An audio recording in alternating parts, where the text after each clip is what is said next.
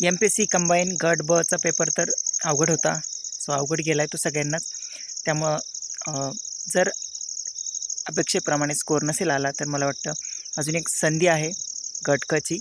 आणि आता पेपर कसा येईल ते सांगता येत नाही. पेपर कसाही येवो, म्हणजे पेपर सोपा अवघड याला काहीच अर्थ नाही आहे स्पर्धा परीक्षेमध्ये. बस आपण आपलं बेस्ट दिलं आहे का.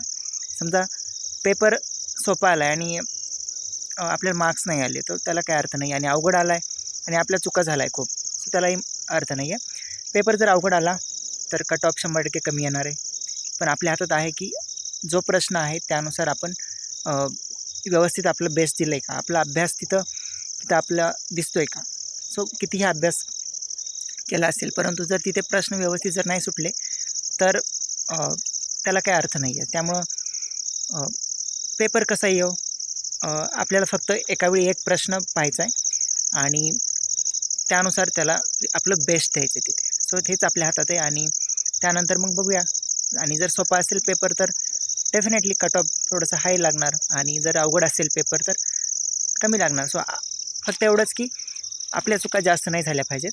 आणि आता गट ब मधून जर तुम्ही गट ब दिला असेल आणि आता गट क आहे तर अपेक्षा आहे आणि दिलाच पाहिजे तसं. जरी गट क तुमचं टार्गेट असेल तरी गट ब दिला पाहिजे आणि गट ब जरी असेल तरी पण गट दिला पाहिजे असं मला वाटतं. सो जेणेकरून तुमच्या चुका वगैरे तुम्हाला लक्षात येतात. सो आता आपल्या साठी एक चांगली गोष्ट ती म्हणजे लगेच एकाच आठवड्याने हे दोन्ही पेपर होत आहेत. सो रिव्हिजन पण खूप जास्त म्हणजे डबल करायची गरज नाही. एकाच रिव्हिजनमध्ये 2 परीक्षा झाल्या. फक्त गट ब नंतर थोडंसं रिव्हिजनला टाईम होता. सो एक रिव्हिजन होऊ शकत होती. सो असं परंतु गट बमध्ये ज्या चुका झाल्यात ती चुका सुधारायला तुम्हाला संधी आहे. मलासुद्धा, कारण की माझ्या पण खूप चुका झाल्यात. मलाही पेपर अवघड गेला. सो आता उद्याच्याला आपलं बेस्ट दिलं पाहिजे एक आणि कुठलाही पूर्वग्रह नसला ठेवला पाहिजे. याचं कारण पेपर कसा येणार आहे सांगता येत नाही. लास्ट टाईम गट बचा सोपा आला आणि गट कचा थोडासा स्लाइटली अवघड होता.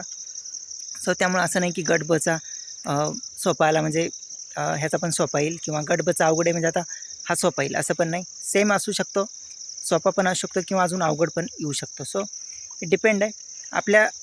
आपलं फक्त आपला जे अभ्यास झाला आहे त्यानुसार ते तिथं आपलं बेस्ट दिलं पाहिजे असं मला वाटतं. सो उद्याच्याला तुमची एक स्ट्रॅटेजी जी आहे ती तुमचं इम्प्लिमेंट करण्याचं काम आहे. ज्या चुका झाल्या त्या तुम्ही दुरुस्त करा. ती स्ट्रॅटेजी हे करू शकता. त्यानुसार तुम्ही तयार करू शकता आणि तुमचं बेस्ट देऊ शकता. सो उद्याच्या परीक्षेसाठी सगळ्यांना शुभेच्छा आणि तुमचं बेस्ट द्या एवढंच म्हणेल.